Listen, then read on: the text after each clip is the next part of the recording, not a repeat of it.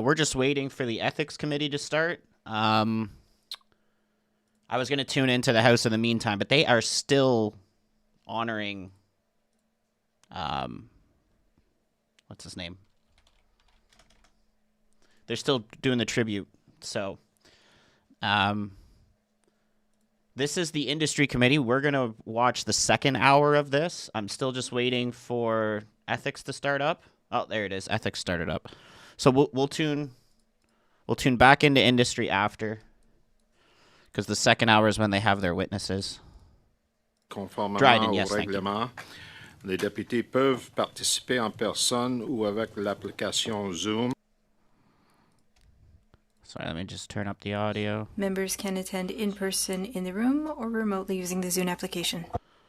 I've got a rather long list here. I read it out the other day. I'm not going to read this every meeting, but just a reminder to our colleagues in the room that we've got to make sure that our microphones and our earpieces are separated. There's a place that's designated for your earpiece on the table, and this is to prevent any injury to our interpreters. So the purpose of today's meeting is to conduct committee business. I'm going to go first and foremost to Mr. Barrett. You have the floor, sir. Go ahead. Thanks, Chair. So I have a motion that I'll move, and then I'll speak to it once you've ruled if it's in order. I move that the committee, A, report the following recommendations to the House at the first opportunity. 1, that the Conflict of Interest Act, including the Conflict of Interest rules, disclosure mechanisms, and compliance measures set out in it be reviewed. 2, that the Standing Committee on Access to Information, Privacy and Ethics be designated to undertake the review.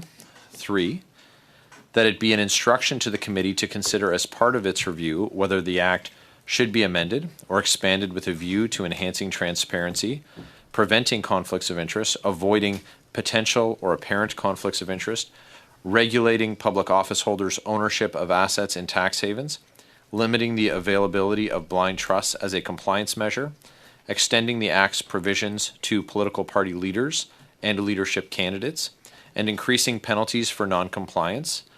And 4, that at the conclusion of the review, the committee report its findings and recommendations to the House, and B, in the time between these recommendations,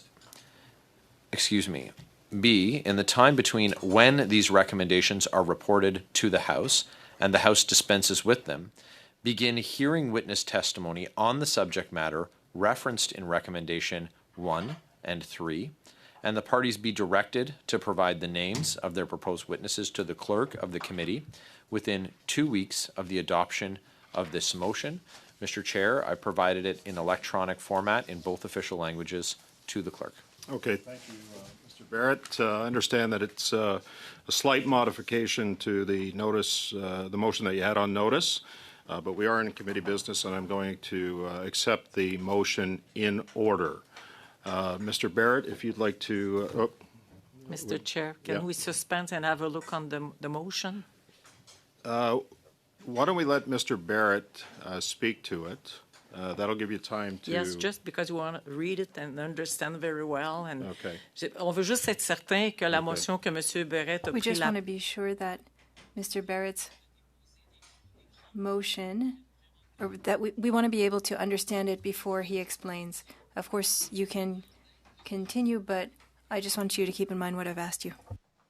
Je vais suspendre pour juste... I will suspend for 3-4 minutes. Is that all right? No more than 5 minutes, because we do need to move on with today's meeting. Mr. Barrett has the floor and will speak to his motion, but we will suspend for 5 minutes. Thank you. Okay, while it's in suspension, we'll just switch back over to industry. We'll come right back to this. And that is some crazy news. Where did you hear that that those guys are resigning? Use a defense industrial strategy to regenerate and further develop sovereign capabilities of Canada's industrial ecosystem and procurement opportunities for Canadian businesses. This includes areas such as aerospace, digital technologies, cybersecurity, vehicle and arms manufacturing, heavy industry, scientific research, advanced materials, and the bioeconomy. That the committee invite representatives from the Department of National Defence and the Department of Innovation, Science and Economic Development to appear on the study. That the committee hold a minimum of 6 meetings on this study to conclude no later than November the 5th, and that the committee report its findings to the House. Et je le lis en français aussi? Non, c'est bien. Okay, Mr. Saint-Marie, vous avez un copie, n'est-ce pas? Excellent. Okay, colleagues, we will always do our best to have motions provided in both official languages where possible in advance. I think we've satisfied that in this instance. Colleagues, just a very quick reminder, because we do have some new members around the table who may not be completely familiar with process, so forgive me if I delve into the former educator in me to explain a little bit, but we are now entering a phase where we've had a motion moved, which means we can have debate on this motion. Once debate ceases, we then move into a situation where either by consent we move forward or into a voting situation. So with that, if anyone would like to speak to the motion, Madame Dancho. The floor is yours. Thank you, Mr. Chair. And given it's my first opportunity to speak, I would like to say how honored I am to be on this committee with all of you and to be the vice chair of it, and look forward very much to working with colleagues of all parties, and been encouraged so far by the collaborative discussions that we've had, and hope that will continue and certainly set the tone for the weeks and months to come. So with that, I'd like to move an amendment to the Liberal motion. And given it's fairly similar, I'll just indicate, just so it's easier, just raise my hand a little bit so folks know where I'm amending it. I just found that's easier in the past. It would read as follows as amended, that pursuant to Standing Order 1082, given the imperative of Canada's self-reliance in national defence and security, and the significant level of investment announced, and the committee study the opportunity to use a defence industrial strategy to regenerate and further develop sovereign capabilities of Canada's industrial ecosystem and procurement opportunities for Canada. This includes areas such as aerospace, digital technology, cybersecurity, vehicle and arms manufacturing, heavy industry, scientific research, advanced materials, and bioeconomy. That the committee invite ministers and representatives from the Department of National Defence and the Department of Innovation, Science, Economic Development to appear on the study. That the committee conduct the study concurrently with a study on Canada's outflow of capital investment and productivity decline for a minimum of 6 meetings each, should such a study be undertaken by this committee, and that the committee report its findings to the House. So that is my amendment proposal, or as moved. And Mr. Chair, I would say 2 things. So the first amendment is, of course, to invite ministers to this study. And given that Canada is currently without a defence industrial policy, at least to the magnitude I believe Mr. Bardisi and the Liberals would like to see brought forward, this would be quite a significant advancement in some ways, depending on what the content of the policy is, of defence policy in this country. And I know the minister has been quite vocal about her support or her advocacy for the defence industry in Canada. We've seen that quite a bit on her social media. I would imagine that she would welcome the opportunity to come speak to that and answer important questions. And I would say that without the testimony of the Minister of Industry and the Minister of Defence, that I do feel that the report in the end would be lacking of the content required to bring the prestige I think is needed to a report recommending such a change in industrial defence policy, or to introduce it. And then the second part, certainly, of course, we've had private discussions. And, of course, I think everyone is keen, as I said, to work collaboratively. And, of course, that means that we have an air of compromise as well. Everybody gives a little and everybody gets a little. And so I think we've established that a little bit behind the scenes with writing our motions. Everyone seems to have adjusted them a little bit from their original format, which I greatly appreciate, Mr. Chair, and is not always the case on committees. That being said, of course, the issue, I believe, as we know, we have a motion we want to bring forward. I know the Bloc has a motion they'd like to bring forward. So I think the sticking issue, Mr. Chair, would not be our support for this motion, our motion of the Bloc, just the order that we would like to ensure that they are conducted. And, of course, Liberals would like theirs first. We would like ours first. So I think a reasonable compromise would be, and I've done this and had success in past committees, that we have the studies, as I've mentioned, the amendment concurrently, that one goes one day, perhaps Monday, and the other goes on Wednesday, and we have equal number of meetings, and so that continues for 6 weeks. And then it's fair, it's a compromise on both sides, and everybody wins a little. So that is my proposal, Mr. Chair, with my amendment, and I look forward to hearing feedback from members. Thank you. Thanks very much, Madame Dancho. I had a few hands up over here of members that would like to speak. So I had Mr. Guglielmin, followed by Ms. Barrett. Again, Ethics Committee is still in recess there. So when they come back, we'll switch back over to them. I'm sorry, Ted. It was Mr. Falk, Mr. Guglielmi, not Ms. Borelli, followed by Mr. St. Barry, followed by Mr. Bardisi. This is not the friendly Manitoba that I try to live up to, Ted. I'm very sorry. Mr. Falk, the floor is yours. Okay, very good. Thank you, Mr. Chair, and it's nice to meet all my committee members. Looking forward to working on industry and to have you as a chair. Mr. Chair, I'm looking forward to that as well. I think we'll work well together. Could I have that motion read out again so we all, or the amendment, so we all know what we're talking about? So just to be clear, Mr. Falk, you are asking for the amendment as put forward by our colleague, Madame Dan. Okay. We are back. Offers us an important opportunity to review an act that is foundational to the public's ability to have confidence in elected officials, particularly those subject to the act, designated public office holders, ministers, the Prime Minister. This act, in relative terms, isn't very old. It's less than 20 years old, but it's only been reviewed most recently in 2014. And though a review isn't required, things change, and we learn as we go. And it's been well observed over my time on this committee, and as a parliamentarian, and pollsters and journalists and columnists will often remind us that Canadians' confidence in public institutions is low.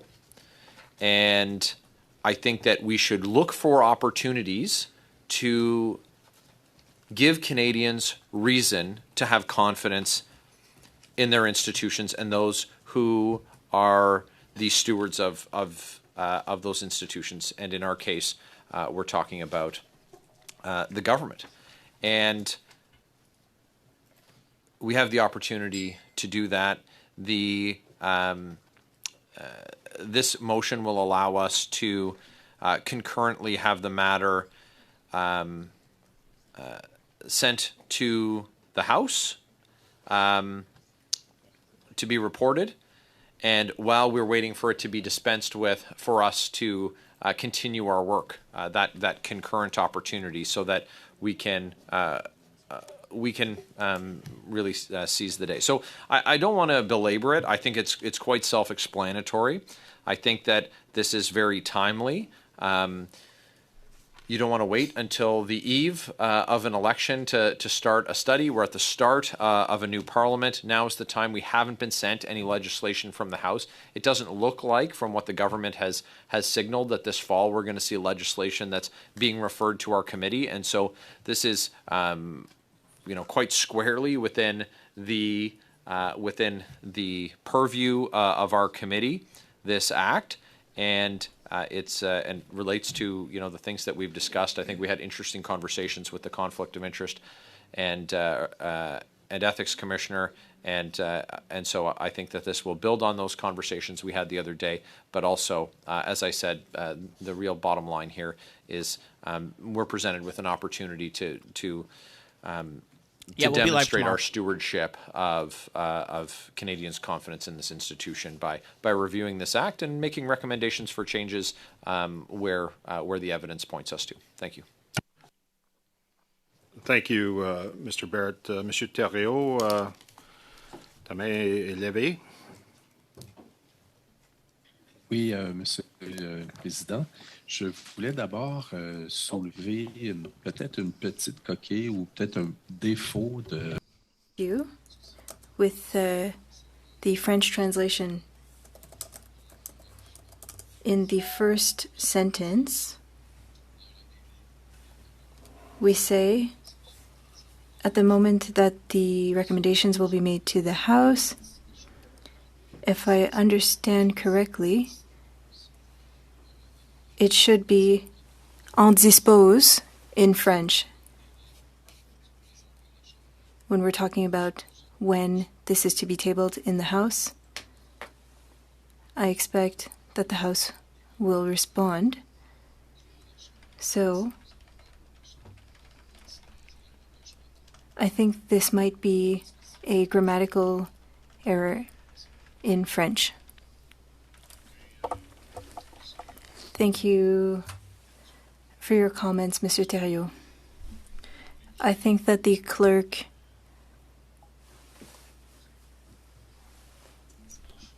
will make the correction for en dispose in French. Yeah, the translation would make more sense for dispense of. Just one moment, please. With the corrected version, I'm going to ask the clerk to send this corrected version since we changed the sentence in the French and we're going to resend a corrected version. Thank you, Mr. Thériault. The floor is yours. Now, regarding the essence of the motion, I completely agree with it. I believe that following the meeting that we had on Monday, it's clear that the Office on Ethics has to interpret legislation that is not up to date enough to respond to all cases, and we're dealing now with a case that is quite particular. We don't want to target a single person here. I think the goal is for the legislation to better cover the different potential cases when people leave one sector, generally the private sector, and then seek to be public office holders. And in doing so, objectively, that places them in a conflict of interest. And so reviewing the legislation would allow us to review the efficiency or lack thereof in these conflict of interest screens. I think that it is well written, well articulated. I think that it is necessary, and the Commissioner, in his speech and in answering questions, shared that last Monday. Thank you, Mr. Thériault. Thank you for your comments. Mr. Sari? Just for some advice here, I know we have some new members. Just if you want to talk on it, just let me know in advance, because sometimes things move quickly, and if I don't see any speakers, then we end up going to the vote. So, Mr. Saray, go ahead, please. Okay. On the motion. On the motion. Yeah, sure. In the Okay. motion. Yeah, Right. yeah. Merci beaucoup, Monsieur le Président, pour cela. Thank you, Chair, for giving me the floor. And thank you to Mr. Barrett for this motion. The goal of this committee and the goal for all of us is to avoid any appearance of a conflict of interest. So regarding the goal, I think that we all agree. Now, regarding the presentation of this goal, I think that we need to ask ourselves a few questions. I'll start with the first sentence in the motion, stating that the committee report the following recommendations to the House at the first opportunity. I believe that this is not something that can be done in this way. I believe that the clerk and the analyst could correct me if I'm wrong. I think that we need to study the issue first. Generally, that's how we start. We need to study the motion, and then the committee must then make recommendations to the House, and it would include a report that includes recommendations and things that we would have noticed instead of sending this directly to the House. It's the committee that needs to do all the work, and this would be pursuant to Standing Order 109. So this is part of the committee's standing orders, and this is where we need to ask the government to table a response as soon as possible, and their response will be related directly to the report. And so this committee, of course, is for everything in here, but it's the formulation of the motion that I take issue with because it goes against our Standing Order 109. Thank you again, Chair. Thank you for giving me the floor. And next time I will be more quick in asking for the floor. Thank you, Mr. Sari. Ms. Church, is your hand up? Or okay, go ahead, please. Thank you, Mr. Chair, and I agree that this is a very important motion, important review, and I share some of my colleagues' concerns or questions about the actual process of bringing this forward and whether or not we need to be recommending this to the House before we conduct the actual study on this, which I believe the committee is empowered to actually proceed on once, of course, we fully debate and adopt the motion. I have a couple of suggestions that I am wondering if my colleagues might be amenable to consider adding, and maybe I'll just take one first, if you prefer, Mr. Chair. I'm new to committees. I'm not sure how you want to. Okay, so here's what we don't generally take suggestions, Ms. Church, because they have a tendency of not having any value to the motion itself. So if you do have something that you would like to change, I suggest that you move an amendment to the motion, and that would be the easiest way to deal with it. Perfect. Okay? Go ahead. Okay. Thank you, Mr. Chair. I'll be more direct in that case. I would like to propose an amendment to the motion, and in hopes that my colleagues might be amenable to the amendment. I would propose that under Part A, sub 3, which right now reads that it be an instruction to the committee to consider as part of its review whether the act should be amended or expanded with a view to enhancing transparency, preventing conflicts of interest, avoiding potential or apparent conflicts of interest, regulating public office holders' ownership of assets in tax havens, limiting the availability of blind trust as a compliance measure, extending the Act's provisions to political party leaders and leadership candidates.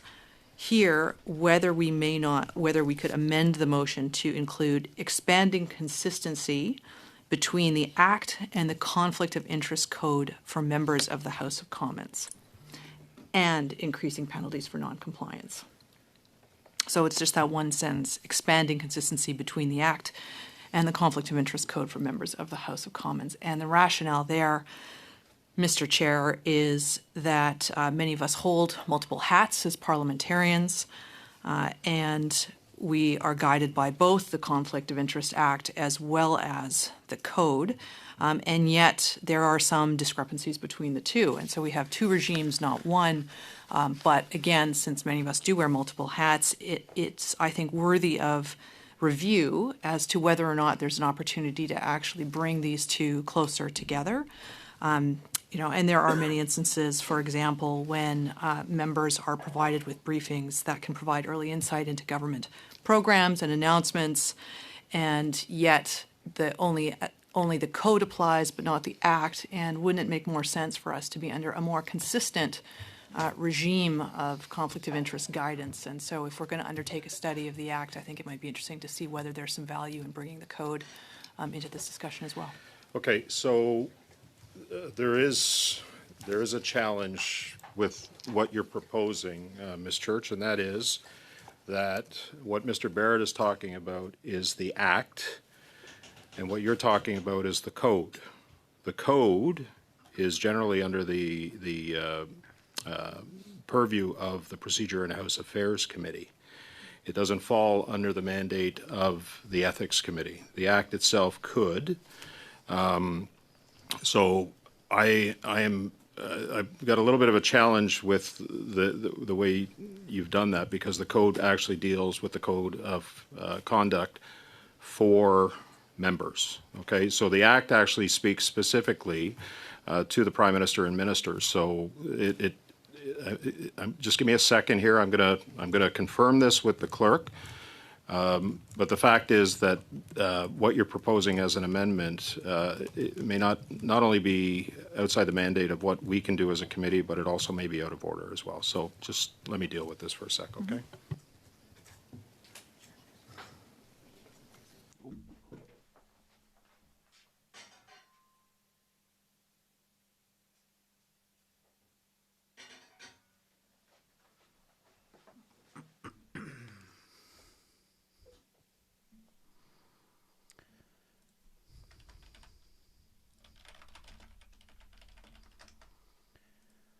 Let's see industry. I'm going to check on the other monitor here. They're still blabbering about, but as soon as they get the witnesses in, we'll tune over to that. It's only an hour for them, for the witnesses. I think she might be. I think she might be the Khalid replacement. She did this on Monday, was it?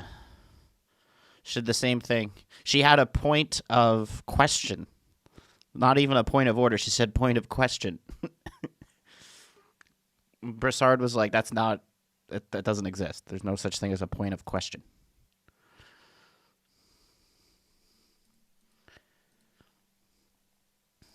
Imagine getting paid like $200,000 a year and you can't even read the Green Book. Seems half empty. It's usually about that. There's usually, the committees only have 10 people on them anyway. So. Okay, so as I explained, the Act and the Code, Monsieur Thériault, est-ce que la main est levée sur... I see that you have your hand raised on Zoom. Do you have a comment on what we're speaking on? Chair, I was just waiting on your decision. And if your decision is to maintain the amendment, then I will have comments, and I would like to have that written and by email. Thank you. As I said, there is a difference between the Code and the Act. The Code is administered by the House. So your amendment specifically dealt with the Code of Conduct as it relates to members. I would suggest that would be a better vehicle for that would be through the Procedure and House Affairs Committee. If you wanted to talk to your colleagues on that, because I know that they had a comprehensive review of the code in the last Parliament. You know, anything that deals with the Act itself, as it relates to designated public holders, public office holders, or ministers, it's well within our purview as a committee to deal with the Act and make those recommendations. Now, maybe in the scope of any discussion that we have or any study that we have, maybe we recommend that change in the code during our study. But as it stands right now, I'd have to rule the amendment out of order, given the explanation that I just gave and the discussions that I've had with the clerk and the analysts as well. So I apologize for that. Get overruled. Mr. Sari, go ahead, please. Premièrement, j'aimerais aller sur... Firstly, I would like to raise a point of order, because you say that that amendment is not in order. Usually, if then challenge the chair. Amendment, I think that we should receive it in a written format in English and French so that we can understand it completely. Earlier, I made a mistake. I wanted to table an amendment, but I wanted us to be able to have it in a written format in both official languages so that we can debate it. Currently, we don't have an auditory memory to follow the proceedings. There was a motion that we received, and we read it, we discussed it, but I wasn't able to analyze it only with my hearing memory. So as soon as we have an amendment that is added, we should receive it in a written format so that we can discuss it and review it. And I think that would be in everyone's best interest. But I would like to come back to the issue that I raised earlier. I am not comfortable with the initial wording. I think that we need to say that the committee will report to the report to the House and ask the House to make a response to the report. That's the role of our committee. And I think that that's what we need to talk about. Yes, I would have other amendments that I would like to discuss. And if we receive amendments, I think if we have amendments, you should give us time to send them so that we can speak on them. I have 4 amendments that I would like to share. On this particular amendment that was moved, I've already ruled it out of order. So you're well within your right to move other amendments if you like. The next speaker on the list is Mr. Sani. Mr. Sani, I had you on the list. Go ahead, sir. Now we're on the motion now. We're not speaking on the amendment. We're on the motion. Well, I would like to ask clerk for a clarification. Does this House has the authority to do what Mr. Barrett is asking? Yeah. Sorry, sir. Just repeat that. The motion that is in front of us, does this House has the authority to deal with it? I'm asking the clerk. That's some English he's got there. I'm gonna suggest that if it's the desire of the committee to support the motion as presented, which I've ruled is in order, then it would be up to the committee to decide that. And the text of the motion and the ask of the motion would, in that case, go back to the House. But there are other parts of the motion that we would start dealing with right away. So we have the authority to deal with the motion that's on the floor right now. But the House has given this committee the authority to deal under 109. Why are we going back to the House? Well, we want to make sure, and I don't disagree with you that we do have the authority, but when it does go back to the House and the House gives us this, then we can actually deal with this study in its entirety and not worry about get the House's blessing on this. This is why I assume this is why it was written this way, Mr. Barrett. And I'm going to go to you for an explanation, and then I'm going to talk to the clerk here.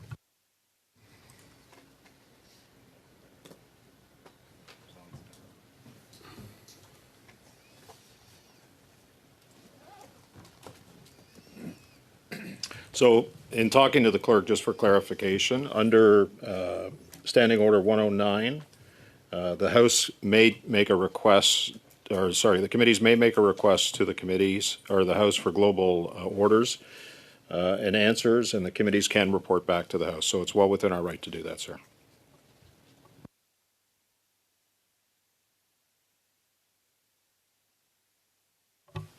I don't have any other. I do have another hand. It's Ms. Church. Go ahead, Ms. Church. Thank you again. Okay, Mr. Chair, I'm going to try this again. I have another amendment I'd like to make to propose to the motion at hand.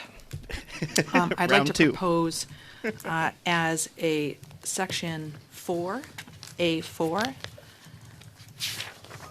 that it be an instruction to the committee to consider as part of its review whether the Act should be amended or expanded to ensure it meets the objectives set out in the Act to encourage experienced and competent persons to seek and accept public office and to facilitate interchange between the private and public sector, which are words taken directly from the Act itself. Competent. Okay. I think that this would be important for us to consider as well, because if we're looking at the expansion, enhancement of the Act in different ways, I think it's important that we also return to the overall objectives of the Act and whether or not the Act itself is meeting those objectives that were originally set out. And I think a lot of those objectives are behind many of the other Before we get into considerations in the debate, just let me check with the clerk here for a sec, okay? Sure.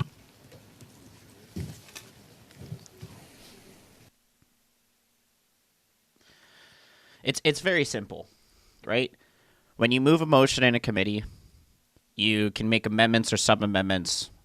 And obviously an amendment would be first, and if you want to sub-amend that amendment, that would be the sub-amendment. What she tried to propose was an amendment. So what the clerk and I were talking about is for you to move your motion, I need you to speak slowly and clearly so that the clerk can take the motion and understand what the words are, because she will write it down, and then we will distribute an amended motion, if accepted, to the committee members as well. So Ms. Church has the floor. So Mr. Surrey, I'll come to you after Ms. Church, unless you have a point of order. Do you have a point of order, or okay? Go ahead with your point of order. Merci beaucoup, parce que moi, je préfère qu'on suspend que... I would prefer that we suspend. We're on the same team, so we could work on these amendments and send them by email instead of saying them and then sending them. Perhaps we can just suspend and then send them all. That way, we'll have the written amendments that we will have sent to the clerk, and I think that will help us save time. This is why I asked Ms. Church to speak slowly. If we start suspending every time we have a written amendment, this is not a long amendment. I've asked Ms. Church to speak slowly and clearly on this so that the clerk can translate. She will send it to everyone. I can't suspend the meeting every time somebody wants to move an amendment, unless it's a substantive, long-winded amendment. I want to make sure that we're getting through this, okay? So we're still on the point of order. Hang on. Go ahead. Oui, Monsieur Thériault, c'est un appel de règle. Mr. Thériault, you have a point of order, or? It's on the question. Thank you. If you have a point of order, please don't hesitate to say it. Yes. Just one moment, Mr. Thériault. Oh, go ahead. The Liberals are proposing amendments. I imagine they had read the motion and the notice of motion, and so they should share with us the written amendments. I would accept that we suspend so that all of their amendments can be sent by email. That way we'll avoid certain discussions. If you want to reject the amendments, then we'll know what the wording would be, because it's very difficult with translation to follow, and the way things are being presented is not very clear. And so I would agree that we should perhaps suspend. It might not be the last time for this motion, because I don't have any amendments. It's the Liberals who seem to have amendments to make. But what I wouldn't appreciate would be that we take breaks, that we suspend every time in order to make new amendments. I would perhaps propose a 5-minute suspension, but then we should carry on, because I'm not able to follow as things stand. Thank you, Mr. Thériault. The difficulty with that is that when I accept amendments, I accept them individually. If we have a large amendment,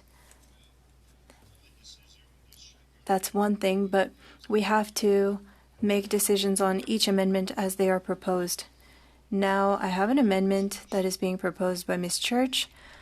I will receive that amendment. We might suspend for 3 minutes just so that the clerk can write down the amendment, and then we will share this with all of the committee members. And we will then be able to work on that amendment. For 3 minutes. Ms. Church, I need you to read that amendment one more time, please. Just one more time, slowly. Okay. that Section A4 be added to the motion, that it be an instruction to the committee to consider as part of its review whether the act should be amended or expanded to ensure it meets the objectives set out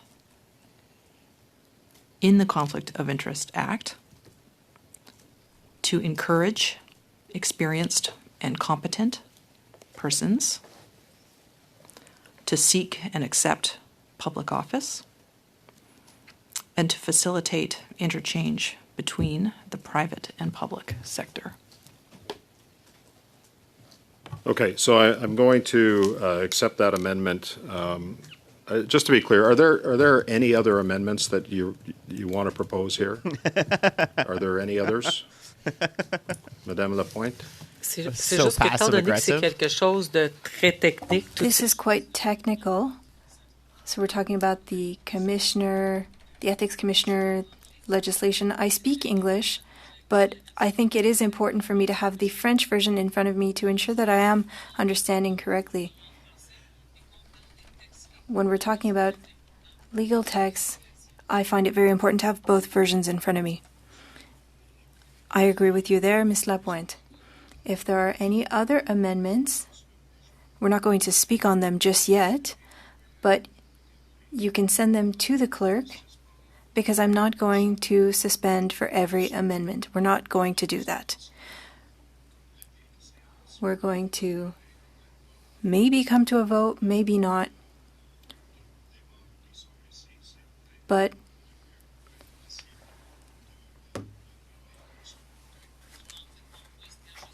that's how we should work. I just wanted to ensure that we had it in both official languages. Probably, do you have a point of order, Mike? Or let me suspend and we'll get this out. Okay, thanks. Okay. I've been looking at the industry on my other monitor here, and are still just waiting for them to get their witnesses in. It looks like they're delayed about 15 minutes. And as you can see, there's just a giant... It seems to me this guy's been talking for about 20 minutes. I don't know if he's filibustering. An amendment to the study motion that we've initiated today, but we haven't actually initiated the study yet.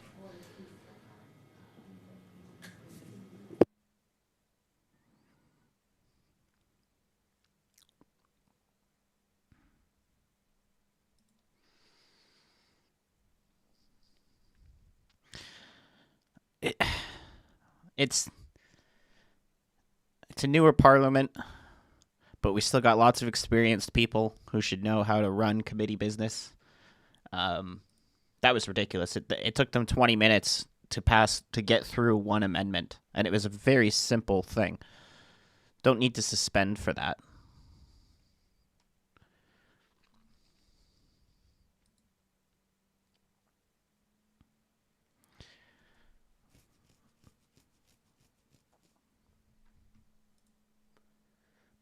But yeah, these guys are supposed to have 4 witnesses come in it seems to me like 15 minutes. They're just delayed.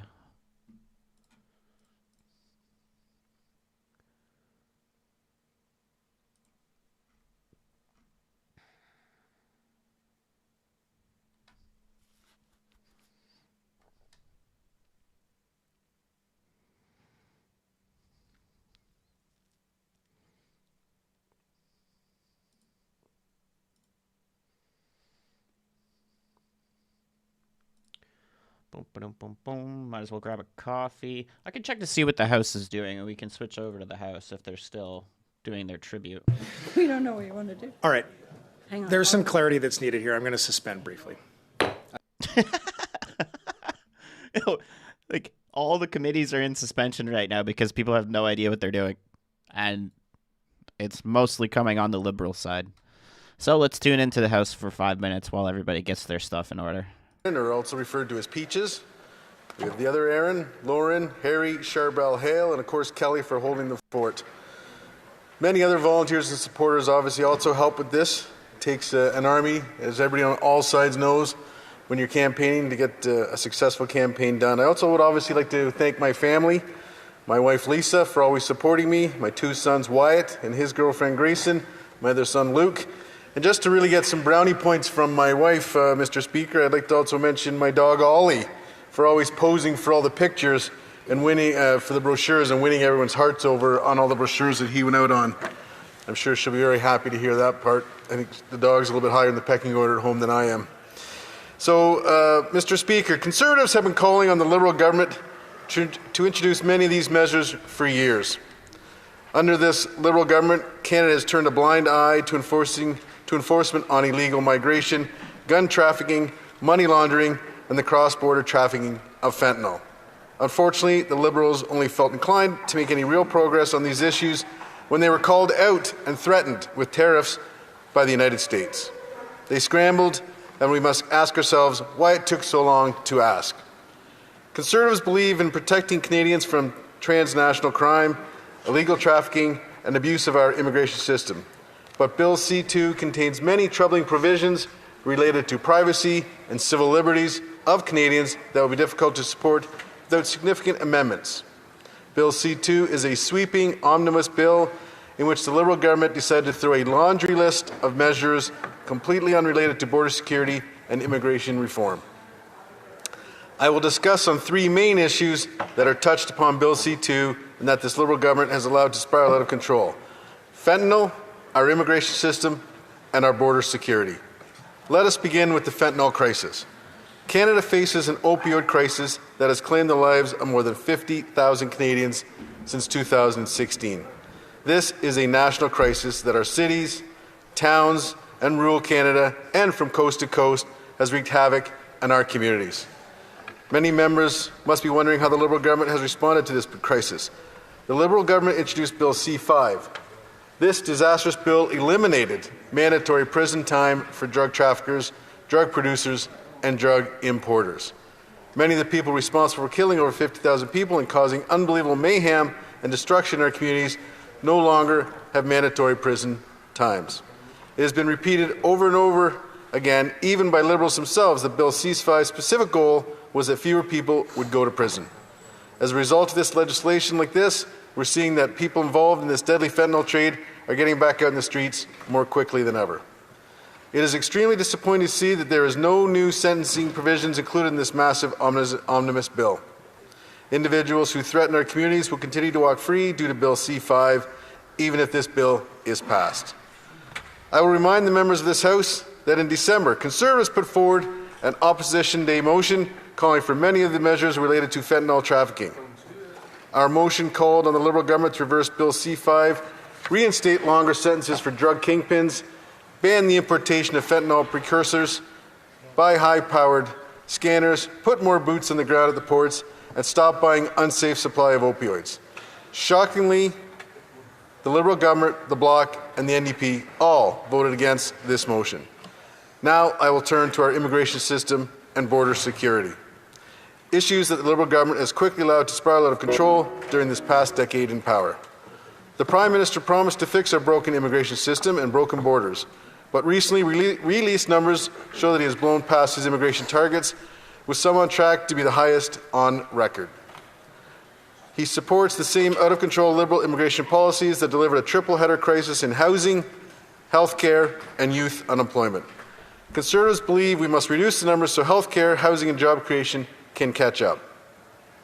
The Canadian public deserves a trustworthy immigration system that operates in the national interest. We used to have the best immigration system in the world, and we were the envy of all other nations. Our immigration system must put Canada first. That means inviting the right people in the right numbers we can absorb into housing, healthcare, and jobs. It means having a system that allows newcomers to succeed as part of the Canadian family.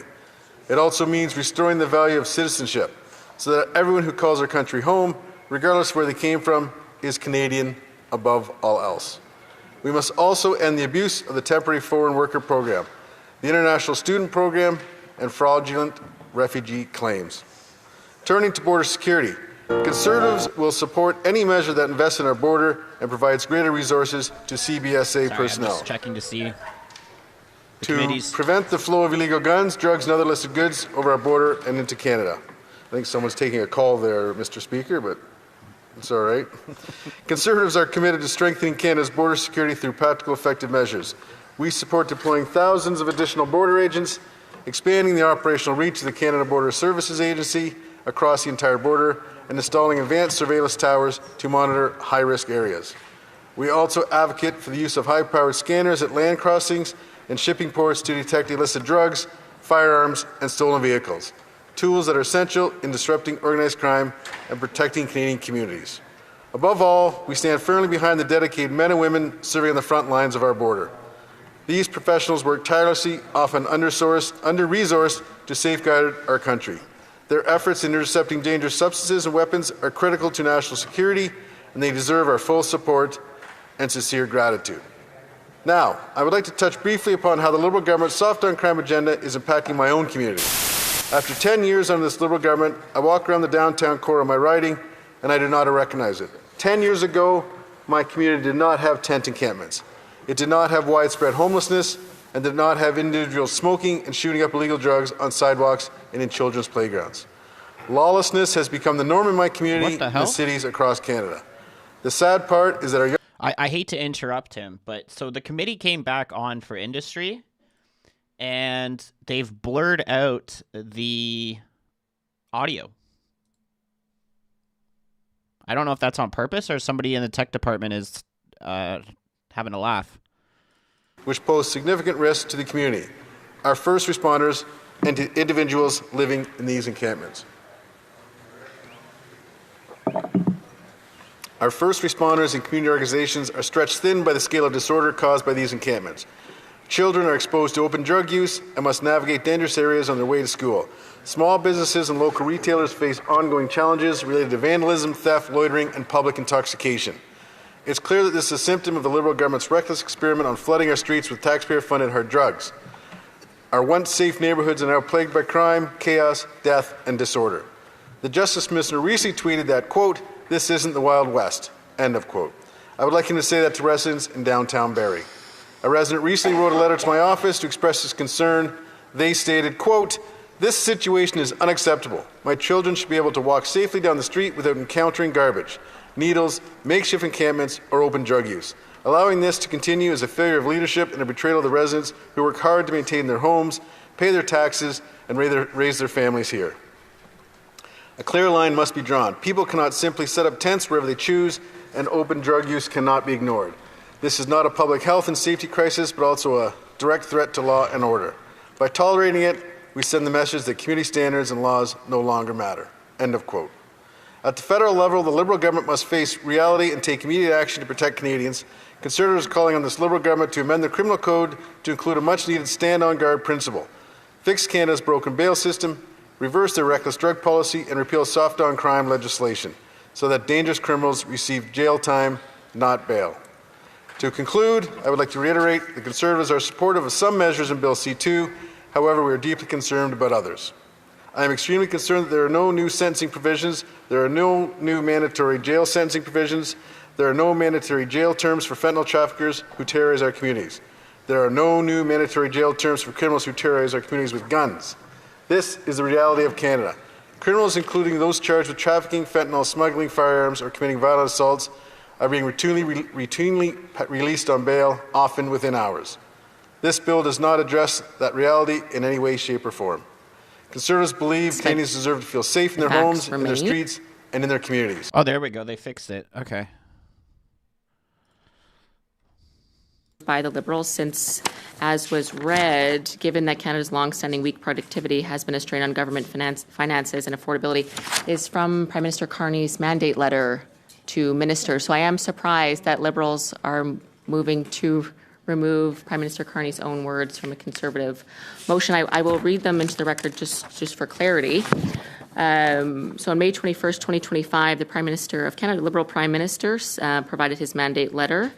And it said as follows: at home, our long-standing weak productivity is straining government finances, making life less affordable for Canadian families, and threatening to undermine the sustainability of vital social programs on which Canadians rely. So that is, again, the Liberal Prime Minister's words to his cabinet, which Conservatives have used in our Conservative motion. And now we have a situation where Liberals are not wanting to read that, I guess, not wanting it on the record, not wanting it in our motion, or to really even set the stage for an important study in industry, despite the Liberal Prime Minister explaining and setting the tone for Cabinet of why we need to work so hard.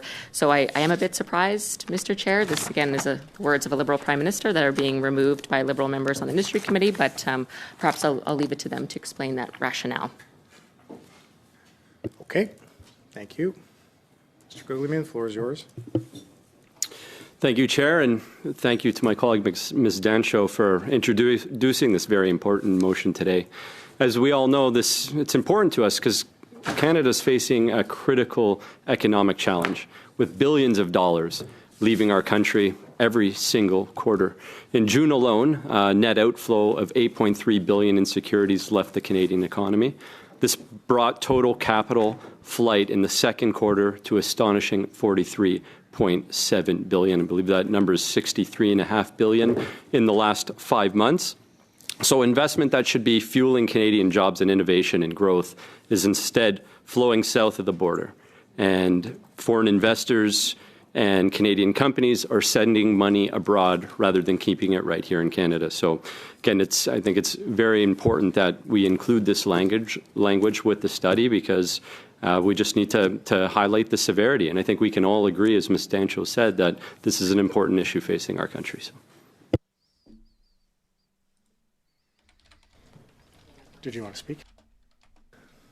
Appel au règlement, Monsieur le Président. Oui, Monsieur Saint-Marie. Oui, il est 17h30. On a le bureau de la concurrence qui attend. Je m'attendais à ce que l'ensemble des motions soient rapidement adoptées en 1 heure. On avait amplement le temps. Donc, je vous suggère de suspendre cette partie-là, qu'on revienne là-dessus lundi.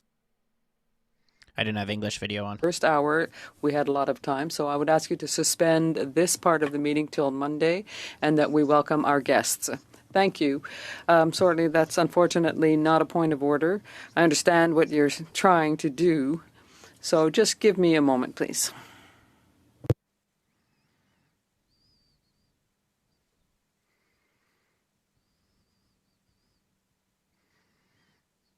Yeah, this is the committee that'll have the Competition Bureau in.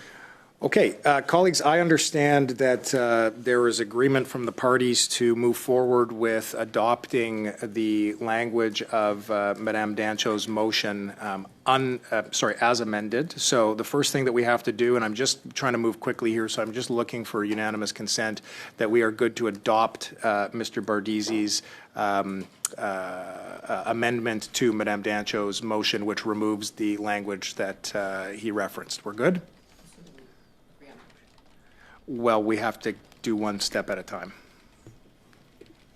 Yes. Okay, I'm seeing no dissent, so the amendment carries. We now seeing no speakers to the motion as amended. We need to vote on this.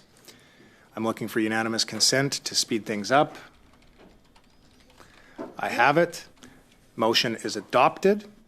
Colleagues, I'm going to now suspend to allow us to prepare for the appearance of our colleagues from the Competition Bureau.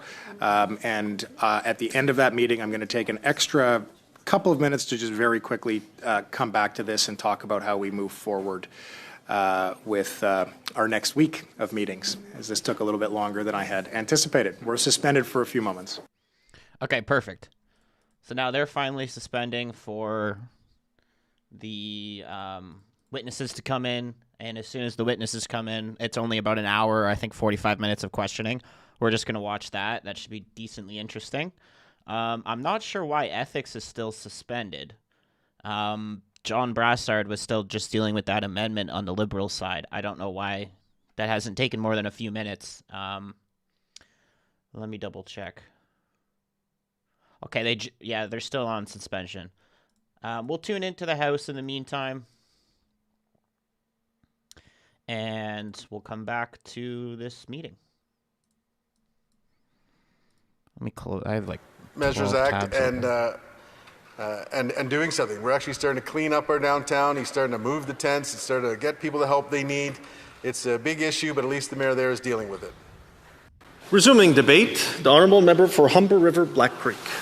Thank you very much, Mr. Speaker, and I'm pleased to be able to join the debate today. And I listened to every word that my new colleague said across the way, and it's great sympathy. I understand the issue very well and sympathize with the challenge that are facing him and many of us, which is exactly why Bill C2 is so important, is for us to make the kind of changes necessary to give the... Perfect, it is back.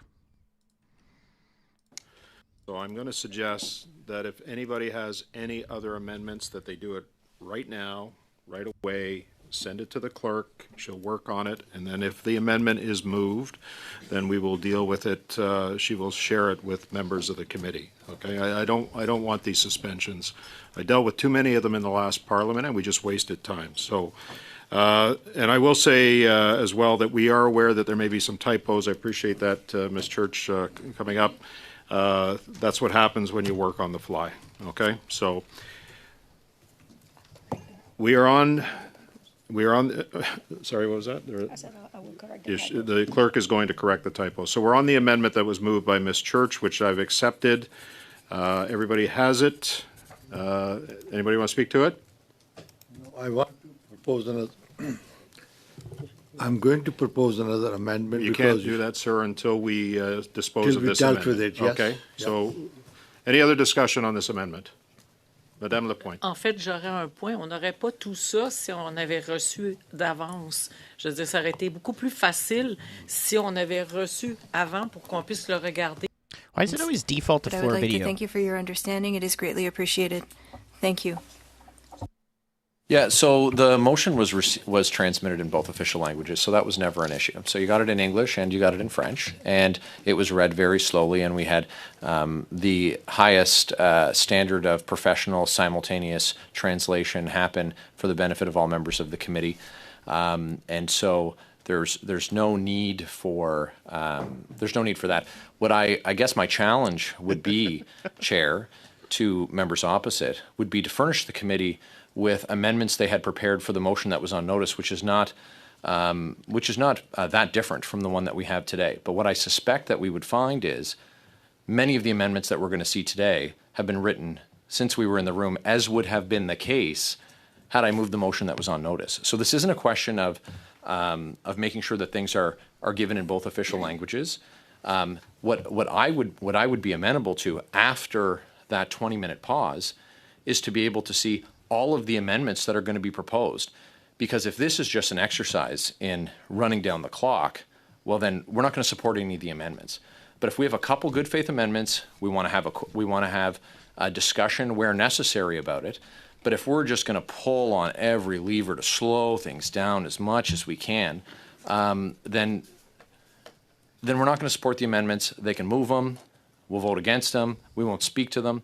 But if we're truly looking to improve on this, let's do that. But I don't think it's helpful to say, well, this is happening because we didn't get it in advance. First of all, when committee business is before the committee, it's a matter's absolute right to not provide the motion in writing. The committee is not entitled to that. But it was provided in writing in both official languages. And so this is what happens.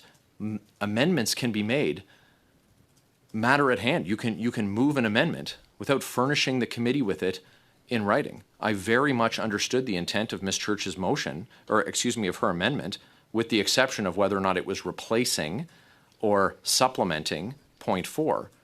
That wasn't said, but once that simply was said, it was crystal clear, and I did not have it in front of me either. My colleague, who speaks French as a first language, heard the motion read in English and was able, he tells me, to understand Ms. Church's intent as well. And so that's how we're able to do this with the services that are being provided to us. So what looks like delay for the sake of delay, please prove me wrong, and let's see, like, I would ask through you, Chair, members opposite, how many amendments that they're going to ask us to consider. And that was the request from Mr. Terrio, was let's see all of the amendments. And they had 20 minutes to furnish you with all of them. And let's just understand what we're dealing with, because is do we need to make a request for additional resources? I don't think there's a lot of committee sitting tonight, so let's figure that out.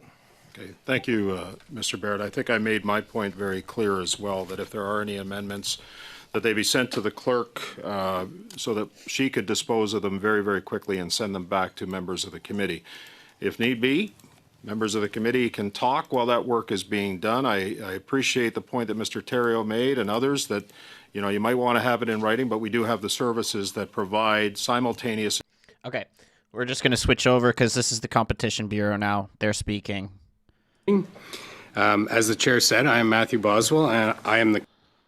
Sorry, switch it to English to make sure in case he speaks French. I would like to take my time this evening just to provide a quick overview of the Competition Bureau's role and some of our recent work. The Bureau is an independent law enforcement agency that protects and promotes competition for the benefit of Canadian consumers and businesses. We administer and enforce Canada's Competition Act, a law of general application that applies to every sector of the economy, as well as 3 labeling statutes.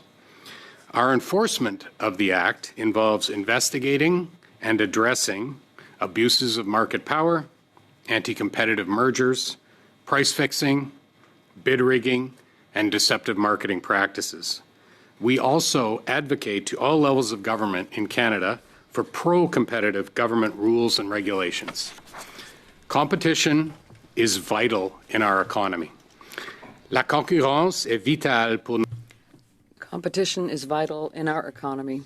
More competition means lower costs and greater opportunities for Canadians.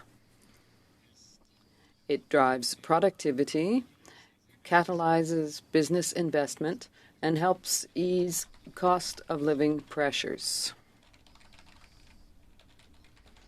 Over the past 3 years, Parliament passed 3 waves of amendments to the Competition Act. These generational changes have strengthened the legislative framework to protect and promote competition in Canada. Among others, they have strengthened the Bureau's investigative and enforcement powers, modernized merger review, and created new tools to address emerging forms of market abuse that harms consumers and the economy. Using all available tools to prevent, identify, and address anti-competitive activity, with a focus on sectors of the economy that matter to Canadians.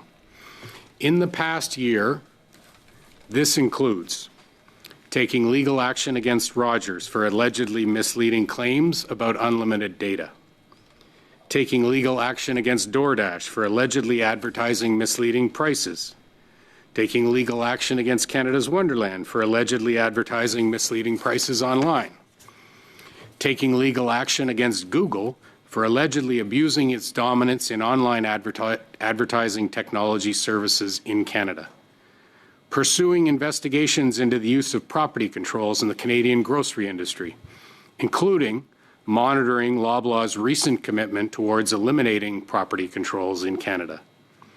In June 2025, the Bureau published a market study report on airline competition in Canada, and we outlined how changes to policies such as foreign investment restrictions and airline merger oversight could deliver more competition, innovation, and choice to Canadians. And just 2 weeks ago, we launched a new market study of competition in the lending sector for small and medium-sized enterprises in Canada. We have also continued to engage in public consultations and release new guidance and updated enforcement guidelines to help businesses comply with the Competition Act following the recent amendments to the law. The Competition Act is a foundational tool to protect and promote greater competition in Canada, but it is not the only tool. Pour tirer parti des progrès.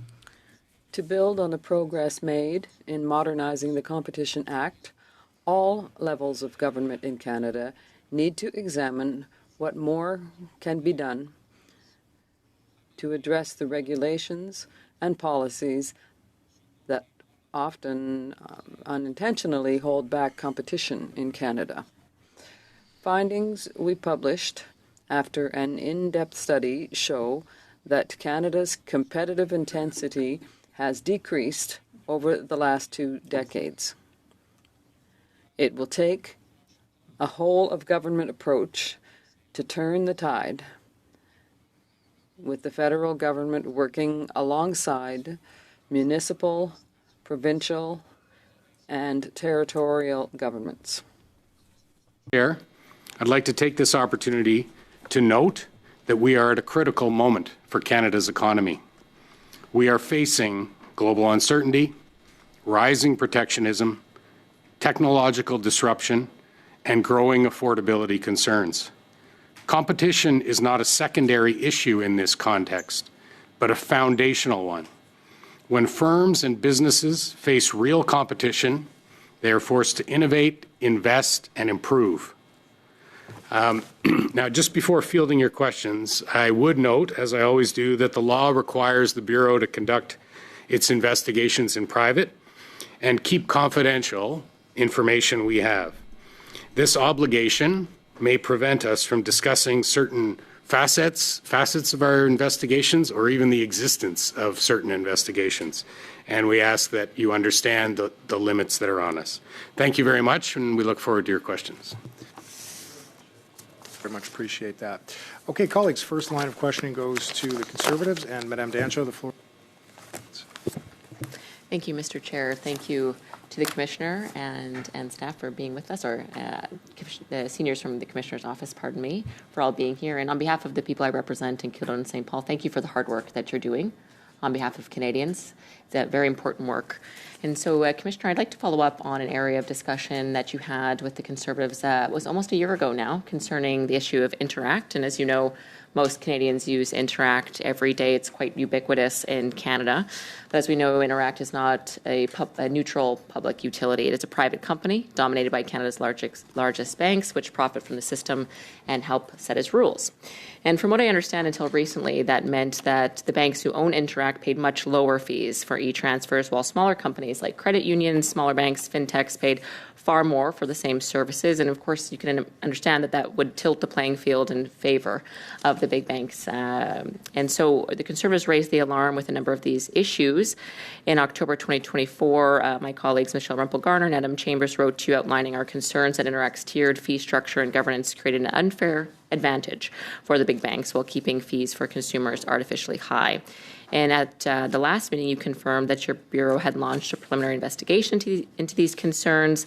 And then on July 10th, your Bureau announced that Interact will end those volumes-based discounts and move to flat fee pricing, which is I think could be seen as a big win. And I appreciate the hard work from Conservatives and your responding work to that, and now Interact's move. However, I do have a few questions to see where the fairness is and perhaps what this past conduct for Interact means. Now, in your response letter to Mr. Chambers and Madam Rempel-Garner, you explained that, and I'm just going to quote your letter, Interact announced on June 4, 2025 that it's moving to a flat fee pricing model starting November 1st, 2025. I'm encouraged by this move, you said, because I believe it will help level the playing field for financial institutions of all sizes and create a more competitive sector. So, Commissioner, would it be fair to say then that Interact and the banks that govern it were engaging in uncompetitive practices prior to this fee change? Well, I don't think that I can say definitively or conclude definitively that that was the case. We were investigating their conduct, and as said in the letter to your colleagues, we appreciated them flagging the issue. We had a very good discussion about the issue here at committee, and we then we were already investigating before the committee hearing, and we continued. And then when they announced that they were going to change the practice in question, the sort of volume-based tiered pricing of wholesale Interact was the main concern that we were looking at. And when they indicated that they were going to change to a flat fee system that didn't have the disparity of what appeared like disparity of fairness for smaller institutions to be able to compete, we took the decision that it wasn't, that we weren't going to continue the investigation, that we would monitor their commitment to change to a flat fee. And, I understand some people may not understand, how law enforcement sometimes has to prioritize investigations, but that's what we have to do at the Bureau all the time, is make decisions about which investigations to prioritize. And in this situation, we felt that what they were moving towards addressed the key part of the problem, and we were going to monitor their implementation of that. So that's where we're at. I can't say, though, that we definitively concluded that, there was anti-competitive conduct. Thank you, Commissioner, for that response. But just so I understand what you're saying, though, had Interact not moved to a different payment structure, a fee structure, are you saying that a further police investigation or law enforcement investigation, would have been conducted? It's always tricky to speculate in these things. What I can say very definitively is we had an investigation going, and when there was a material change in circumstances, we assessed the investigation and decided that we would, for lack of a better term, put it on hold while we monitored the commitment. Okay, and if I may just clarify, I believe under the Competition Act, it prohibits what's called an abuse of dominance, which, as you know, a company that already controls most of a market uses its power to tilt the rules against a smaller competitor. That seems to apply in this situation with Interact. Do you see that kind of conduct as potentially falling under the abuse of dominance, depending on the evidence?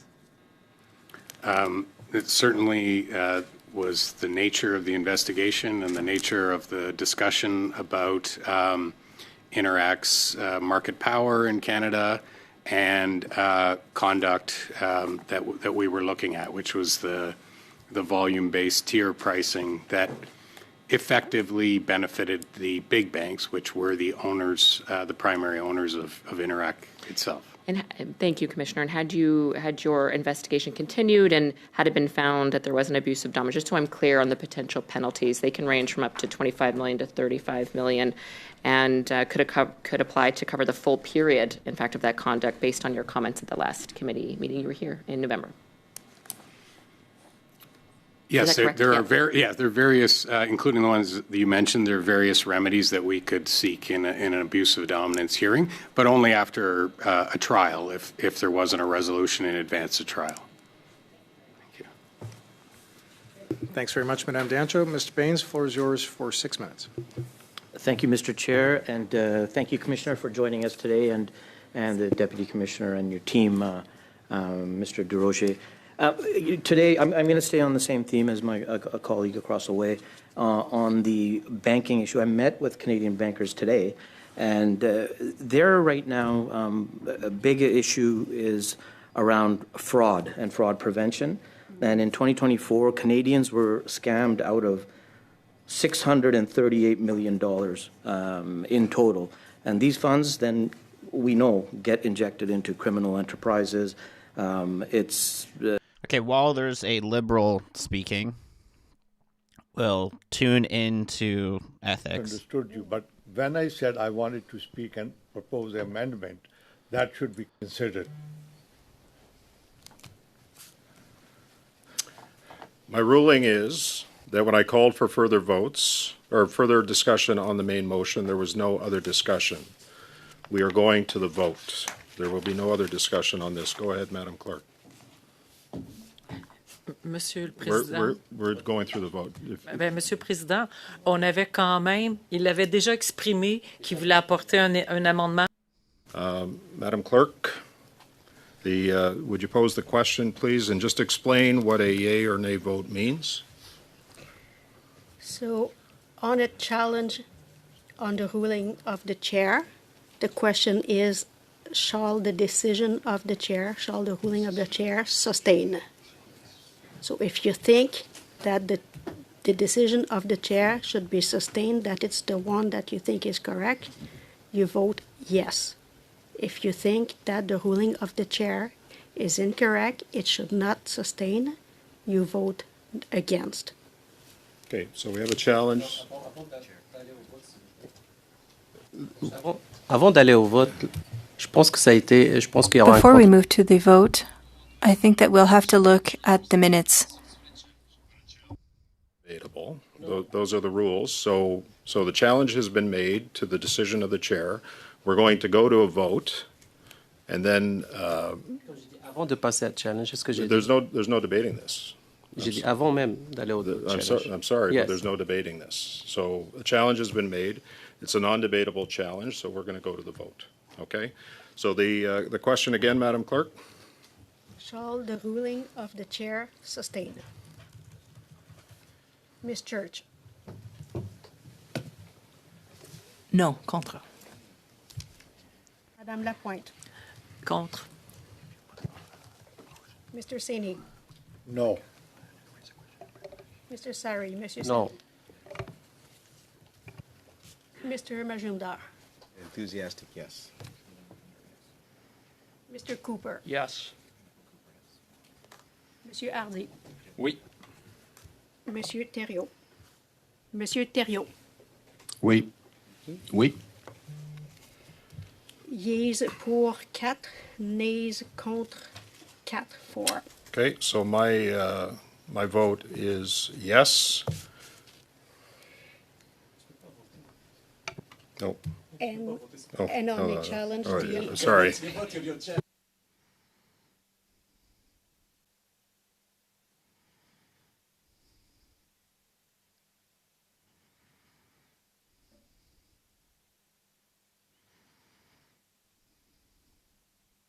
Okay, so look, it's the first week back. I'm still getting used to things. So the vote is to sustain the decision of the chair, which means we go to the vote on the main motion. Go ahead, Madam Clerk. Point of privilege. Pas de privilège aussi. Mr. Chair. Go ahead, point of privilege. Mr. Chair, I think it's very clear that my colleague had an amendment that he intended to make at some point after my That's not amendment a was point of considered privilege. by the room.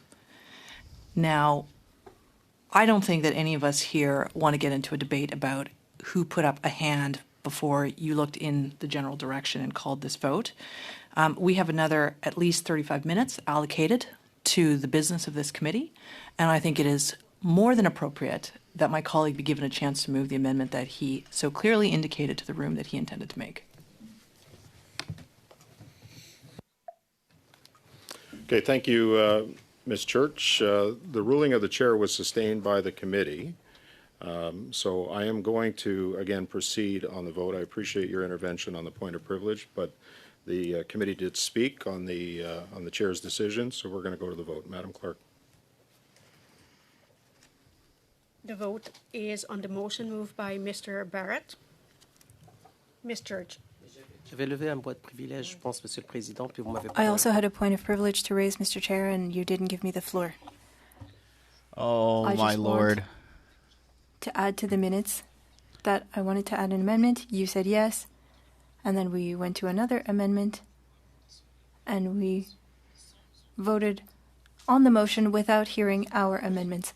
I want this to be apparent in the minutes that you stated to me that I would be able to share my amendment, and you changed your mind because you were in a rush, I don't know, but I want that to be in the minutes of this meeting because it was clear that after this first amendment there would be two more, and currently we don't have any freedom of expression here. We can't express ourselves, and we are not able to table the amendments that we want to table.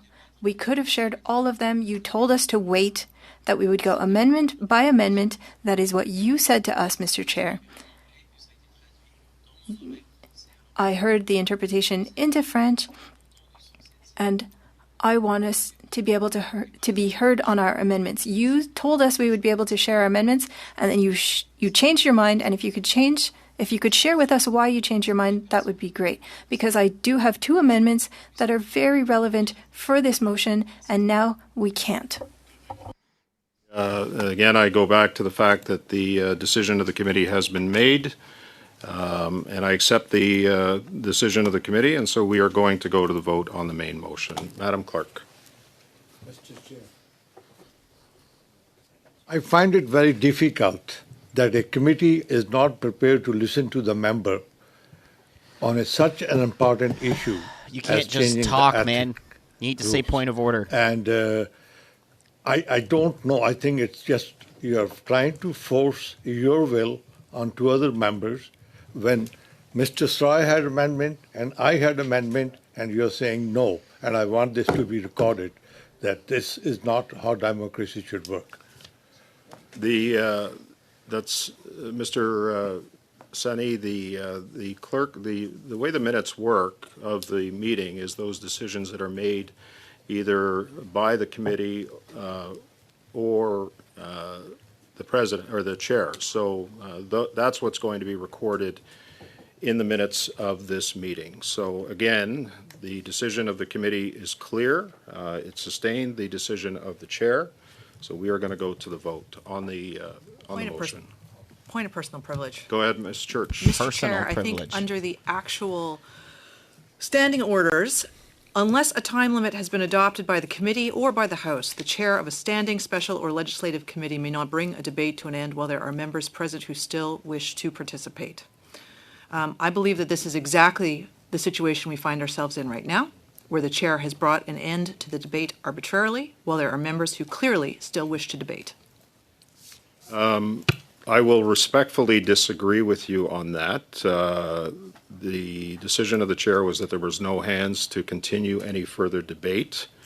I went to call the vote, that my decision was challenged, and the decision was sustained by members of the committee. So I am going to go to the vote. Point d'ordre, s'il vous plaît, Monsieur le Président. Un point de privilège. Point of order and point of privilege, please, Chair. I had indicated that both of my colleagues had amendments to share. You asked that we finish with the amendment by Ms. Church. Now you're saying that we won't be hearing from my colleagues. This is not what I expect from you. You're someone with a lot of experience. We have sat on other committees together, and I am very disappointed. Opinion you want. I didn't see any hands. I made the decision, and it was sustained. So you can raise point of privileges all you want. The committee sustained the chair's decision, which means that we're going to go to the vote on the main motion. So call the vote, Madam. Mr. Chair, I find it very difficult when we are debating Leslie or Ms. Church's amendment. My hand was up and you said, let's deal with that one and then I'll come to you. And I find it very difficult now you're saying that you didn't see my hand, when it was clearly you indicating that you'll come back to me after we dealt with Ms. Church's amendment. I think I made it very clear that we can't debate any further amendments. You weren't proposing a sub-amendment. When I made my decision that when I thought the debate was over and I didn't see any hands up, that's when I called the vote, Mr. Sine. So I'm not gonna make something up that your hand was up, because it wasn't when I called the vote. So you rightly challenged, and I appreciate the fact that you can do that. I gave you that opportunity. The committee decision was sustained, and so there's no further discussion on this. The committee has made its decision, and we're going to go to the vote. So I'm going to call the vote on the main motion, Madam Clerk.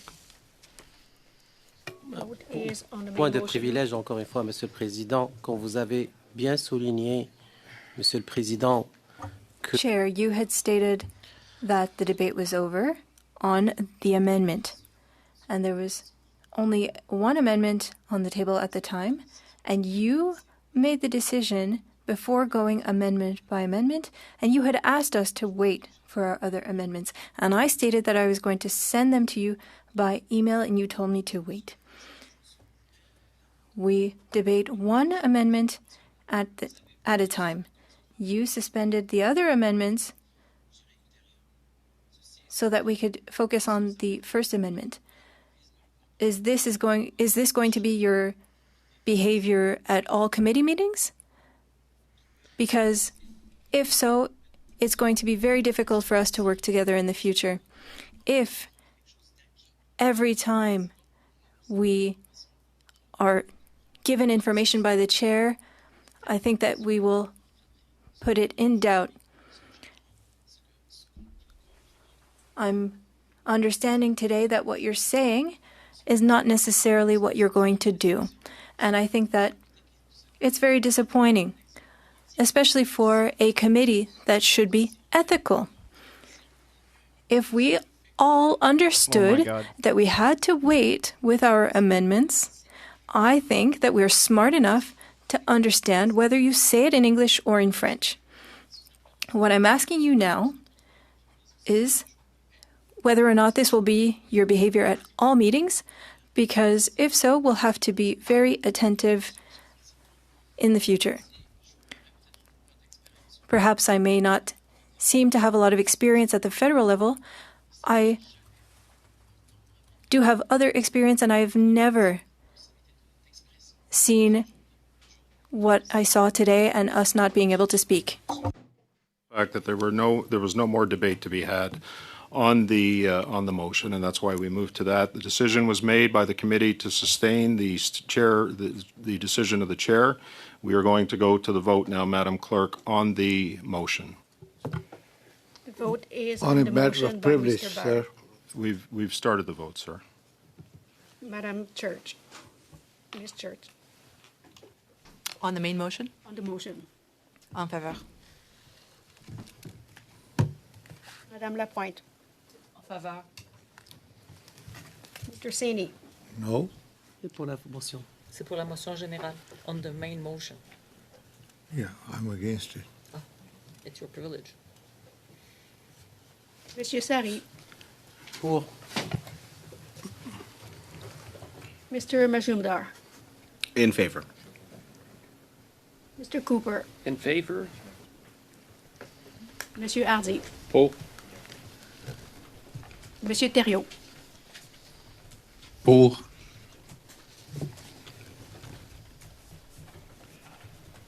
Yeas 7 pour 7, nays 1 contre 1. Okay, thank you, Madam Clerk. The motion is adopted. Monsieur Thériault, votre main est levée. Monsieur Thériault, I see that your hand is raised. Mine too. Yes, Chair. Okay, attends une seconde, Monsieur Just Thériault. one moment, please, Mr. Thériault. We're going to go to Ms. Lapointe, and then it'll be your turn. We would also have a motion to table. I will give it to you later. The interpreter would like to note that she has not received this motion. I'll give it to you afterwards. Yes, please read slowly for the interpreters.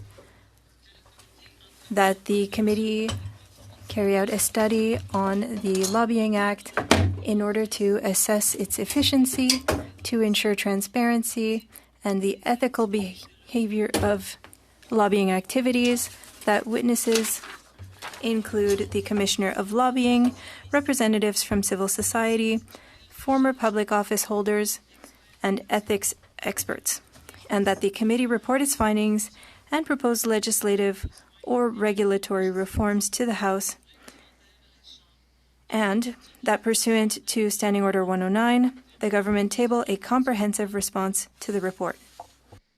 See, Madame Lapointe. Thank you, Ms. Lapointe. The motion is in order. Discussions on the motion.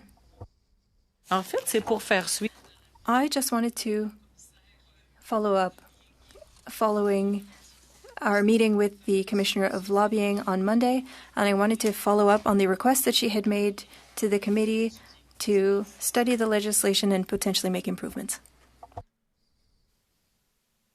Sur la motion? On the motion? No? Okay. No. I don't see any. Do we have consensus on the motion as proposed by Madame Lapointe? We do? Monsieur Thériault? Mr. Thériault. Merci. Monsieur Thériault, commencez, s'il vous plaît. Mr. Thériault, the floor is yours. Your microphone, please.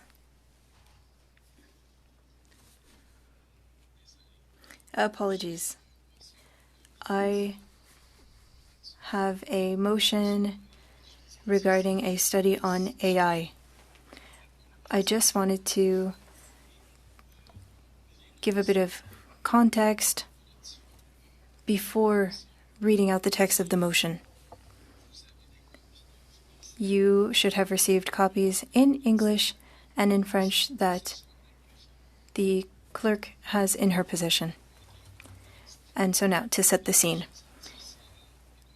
AI is a process that imitates human intelligence and allows technologies to imitate certain behavior like understanding, creating content, and making decisions. We often hear talk about this technology and how great it is, and we see the advantages of such technology. However, do we truly understand this tech of all tech? We're seeking to create supreme artificial intelligence, but a group of pioneer experts in AI and leaders in the field have raised potential dangers and did so in May of 2023. And I quote, they stated that mitigating the risks to AI should be a global priority, just as other risks such as pandemics and nuclear wars. This concern was shared by those working on this superintelligence, and I think there should be a study on AI, not to slow these technological advancements, but to be proactive. We want to look at the advantages and the inconveniences. What do we understand about this technology? What do we understand about the race towards establishing AI? How can we frame the applications of AI going beyond financial aspects? This super AI. Okay, I'm going to switch back over to industry. I want to see what is going on here. I'll be splitting my time with Brad Viss. I'll be giving him 2 minutes, right at the 3-minute mark. Thank you, Commissioner, for attending today and for all the great work you do. I would like to ask you about airfare in this country, because like many Canadians, when I'm traveling abroad in places like Europe or the United States, within those countries, one of the things that's very striking is how expensive it can be to fly within Canada. And according to the International Air Transport Association, Canada ranks 101st out of 116 countries for the cost of air travel. We know from the study issued by the Competition Bureau on airline competition back in June of this year that government subsidies have not reduced the cost of airfare for Canadians. So just curious what you would say is the cause of the increased price of airfare in Canada. Well, I have lots to say on that, but what I'm going to do is ask Mr. Durocher, who is the lead of our market study into passenger airline competition in Canada, to provide his evidence-based thoughts there. So when we look at airline competition, as we did for close to a year, it's a concentrated market in Canada. Air Canada and WestJet combined control anywhere between 56% and 78% of passenger share in most major airports in Canada. There have been inroads of competition if we look at Porter and Flair, but if we look at the history, competition can be fragile. We also know competition matters for airfares. So we did some data work that showed that when you have one more competitor flying on a given route in Canada, prices go down 9%. So competition is very important, especially given concerns about affordability. We provided 10 recommendations for tangible steps that governments can do to increase competition in the market. 3 broad categories: prioritizing competition in federal aviation policy, looking at lowering barriers to foreign investment in the Canadian industry so that we can tap foreign investment and experience to enable it to thrive. And thirdly is looking at the northern Canada and remote regions and how we can take steps to prioritize contestability in these remote markets. So there's a recent Fraser Institute report that states government and airport imposed taxes and fees comprise 25 to 35% of airfare costs in Canada. These charges have been repeatedly cited as major contributors to rising ticket prices and limited competition in the sectors you just mentioned. Given the government's role in setting these taxes, how much impact do you believe they have on airfare costs? So thank you for the question. That's an issue that we discuss at length in our report. In fact, it does constitute a sizable portion of ticket pricing in Canada, in the order of 30%.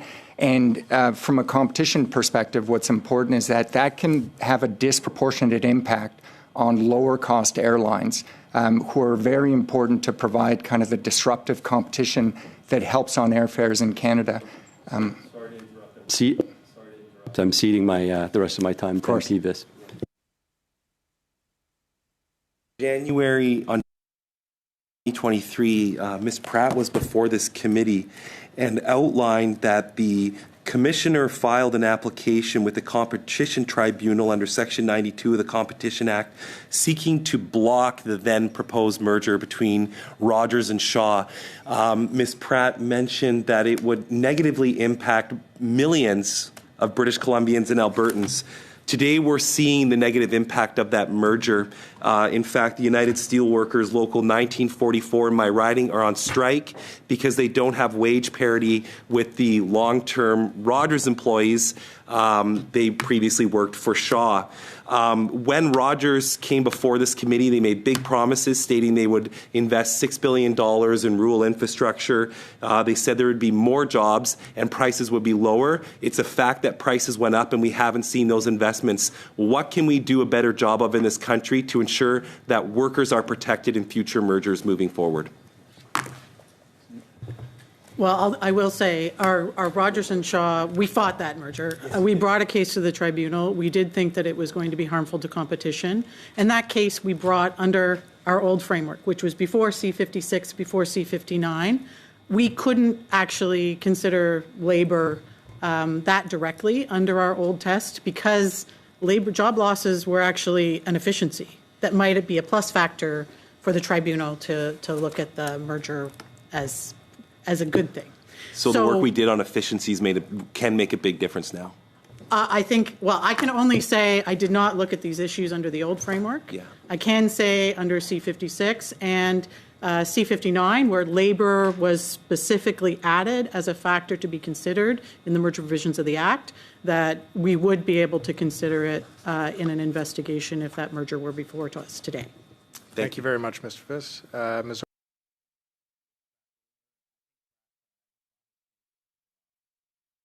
Avoir un impact, selon moi, aussi grand que lorsque l'Internet était. A frame for the internet, it arrived. It had, of course, advantages, but disadvantages as well. And this is even bigger than that. I would just want us to be able to take the time to look at the motion to make sure that we are all on the same wavelength regarding your motion. Thank you, Ms. Lapointe. I believe that if the motion is adopted, the committee needs to look at issues that follow within the purview of the motion, so privacy and things like that. Monsieur Thériault, I believe that that's what you would like us to focus on. Because currently, the scope is quite large. There are a lot of issues with AI, but for our committee to stay focused on our mandate and look at privacy or things like that. Mr. Thériault, are you in agreement with that? Yes, absolutely. I gave a more global perspective, but we need to look at the challenges and potential frameworks. There are certain things that we can focus on, of course, here at our committee, but it's the experts who will come to our committee, and thanks to our curiosity and the questions that we will ask them, they will be able to respond and share their point of view. In Quebec, we talk about how was that? Les Internet, and when we talked about trying to find a frame for the internet, it was already a difficult thing to talk about at the start. Perhaps there are other committees that will work on this as well. This is a multifaceted issue, but I believe that our committee should have its own contribution on the matter. I believe that it's important, just as Ms. Lapointe said, there might be other committees that will have studies on AI, but it's especially important for us to respect our mandate. Mr. Sari. Thank you, Mr. Thériault, first and foremost for your motion. I am working on a bill on this, and it pertains to the ethical use of AI. That said, I would be pleased to talk about this with you. I've been teaching about AI for years, and I would be pleased to share information with you. I don't think you talked about the biases that we can find in algorithms and generative AI, and I would like for you to be able to send to us the document that you quoted. Secondly, another issue that impacts our committee, and I asked the question on Monday to one of our guests. I believe that we might have to use AI for access to information requests. These requests, considering the volume of information, can potentially only be done with AI. And then we need to examine the ethical use that is possible with AI. But before we talk about people, I think that we need to talk about what we can look into at our committee and then look at the separate issues before we start inviting experts. I think that we need to talk amongst ourselves so that we can have a more targeted study. Peut-être, Monsieur Thériault. Mr. Thériault, Oui, la the motion. clerk just sent the motion, but I was looking at the preamble of the motion. Oh, it's the same thing in French. Would you mind sending not only the motion, but also the preamble that you read? Can you send that to committee members so that we can better understand the scope of the study? Because you are very correct in proposing this motion. Chair, the motion with preamble has been sent to the clerk. That's what I was asking. But the clerk only sent the motion. But if you don't mind, we could send the rest of what you said so that the committee members can understand. Certainly, I thought the preamble had also been sent, but yes, of course. I think that we can invite witnesses according to our different concerns, and I think that we'll be able to respond to any concerns that colleagues have. I think that we need to move forward, and we'll get a better understanding as things go on.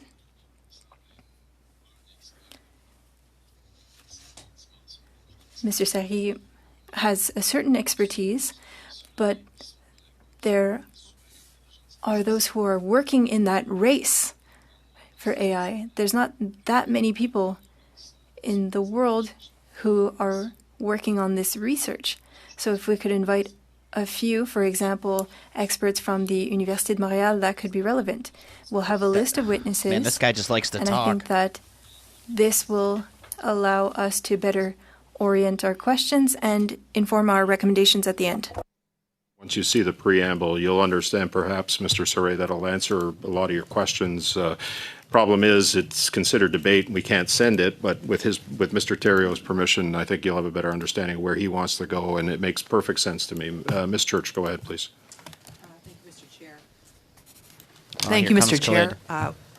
Mr. Theriault, as well, thank you for proposing a very interesting and timely subject for us to look at in terms of our committee's mandate around both information and privacy. I think that this is of actually great urgency and concern for many Canadians.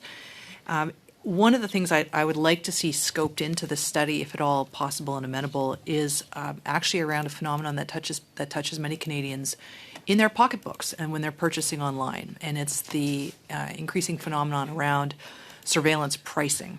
And this really depends on private information like a person's location, a person's identity, a person's purchase history. And one of the main areas where we don't have much transparency right now is around how AI is being used to help to create a system where consumers are really at the mercy of highly fluctuating changes in pricing that are dependent on these very personal data points that are being collected online and being used by artificial intelligence to change prices instantaneously based on this information. I think it's a very emergent area of concern, and if it was all amenable to you, Mr. Theriault, I'd certainly would be interested in looking at that, because I think that also has a direct impact on many Canadians. Can she give one example of that? Thank you for that Does she even know? Ms. Church. The preamble I sent sort of as a courtesy to put in context where Mr. Theriault was going with the motion. I would suggest that as you submit your witness list, if you have anybody who's an expert in that regard, submit them to the clerk and the analyst, and then we will do everything we can to get them to, because I agree with you, that's important as well. Mr. Theriault, la parole, s'il vous plaît. C'est ce que j'allais dire. That's what I was going to say. I do like that, but at the Health Committee, for example, when there are multiple issues, often we created themes, and so I would be open to having 1 hour on the theme raised by Ms. Church. How we structure the work is something that can be discussed. I wanted to look at the challenge of AI, but we can be very open to the different sectors that we would like to speak to. There are some who have a global understanding on AI and its various applications, and they could respond to our questions. I'd be very open to that. There's a motion here to create a study, but after that, there's a lot of work that can be done in subcommittee in order to organize the rest of the work, and I think that at that time we could find an agreement on the witnesses and on any specific themes that we would like to focus on. And if we would like to add meetings, that can be done as well. It really depends on our understanding of the issue and whether or not we can make relevant recommendations to the House. Thank you, Mr. Theriault. I thought about this today. We could have 1 hour on Monday for a subcommittee meeting so that we could plan out our calendar for the coming weeks. We can look at the studies that, or the motions that were adopted today, and we could look at potential witnesses as well. Okay. Je ne sais pas si l'un. I'm not sure if on Monday we could have witnesses, but creating a list of witnesses and discussing our order of work is important, and I think that Monday would be a good time to look at our potential work calendar. I think that would be a logical next step. Mr. Sari, I just want to be sure that I am understanding this correctly. So Monday, we can come with a potential list of witnesses on AI and on the other motions that were tabled? And we will also be examining a potential calendar?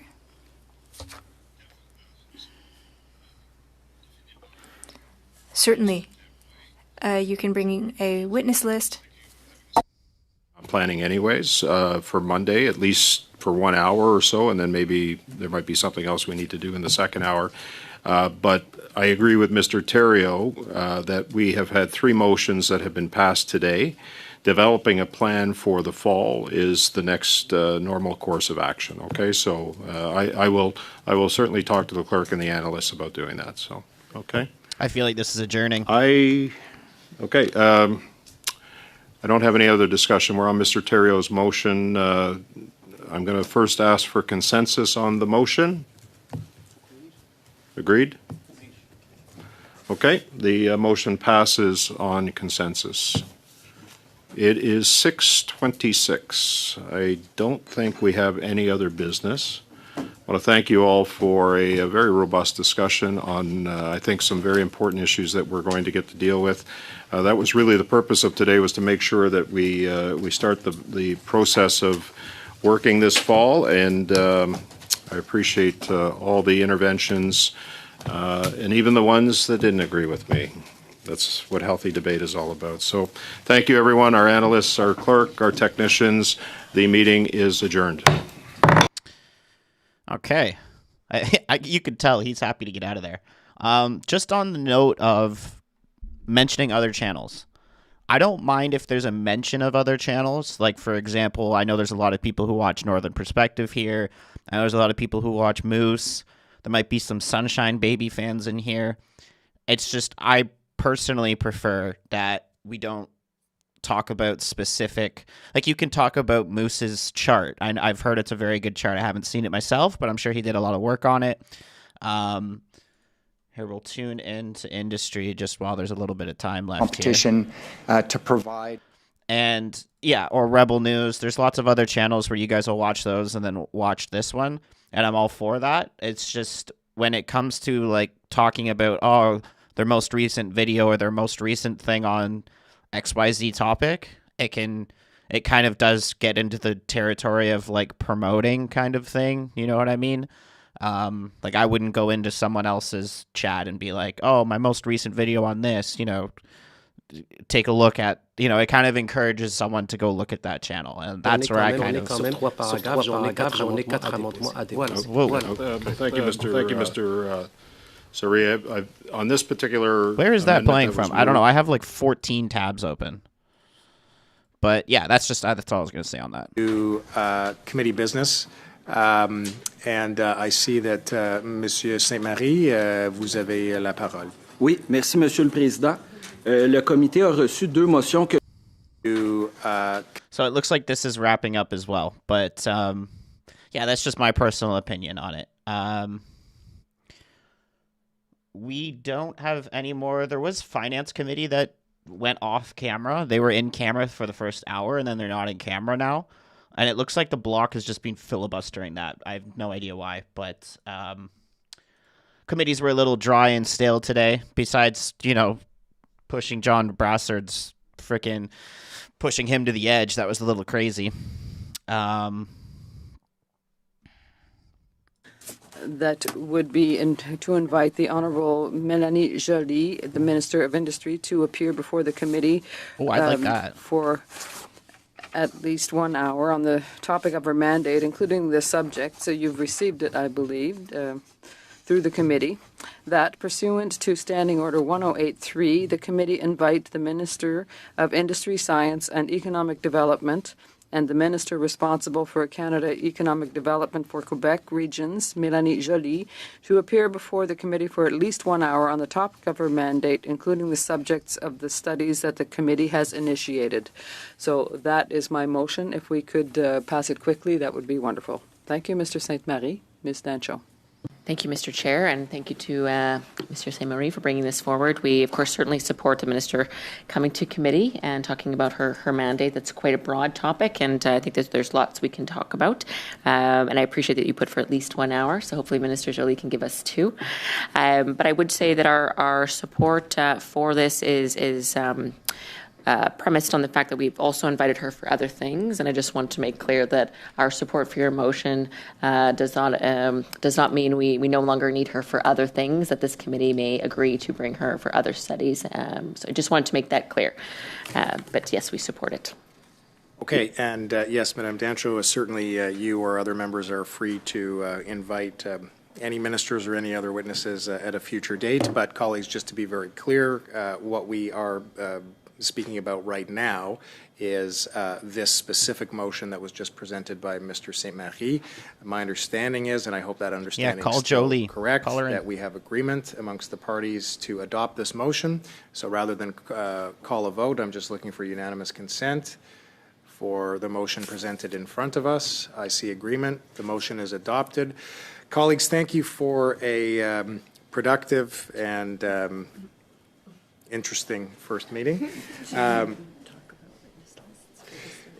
So right before I adjourn, very important for the clerk and the analysts that as soon as we are able, we get them the names and the contact information, highlighting, bolding, italicizing contact information, although the italicization might not add anything, that you get that to them so that they can prepare.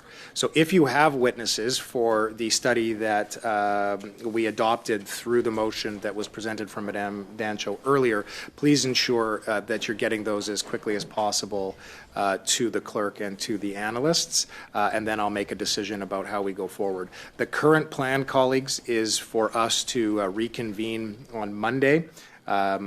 And you will have to wait until there's an official notice sent out, but the plan is for us to convene, at which point we will continue our discussion. We'll try to see if we can get some witnesses ready for Monday, but in the absence of that, we'll have to pivot.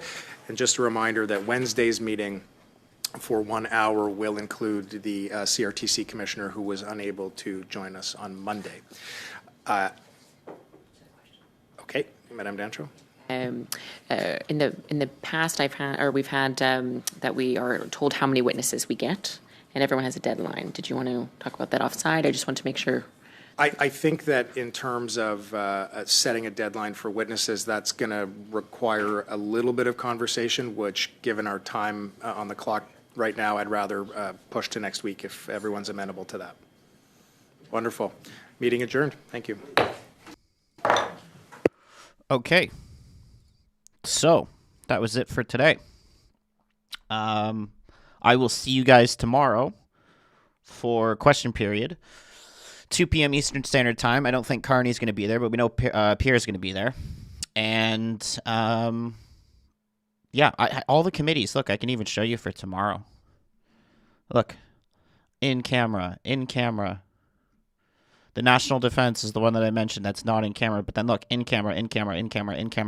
It's like 1, 2, 3, 4, 5, 6, 7, 8, 9 committees tomorrow that are in camera. 11, 12, 13. 13 committees on tomorrow that are all in camera. Absolutely insane. But anyways, guys, that's it for tonight. I hope everybody has a fantastic evening. Thanks for tuning in and watching, and I will see you guys tomorrow. Cheers, guys.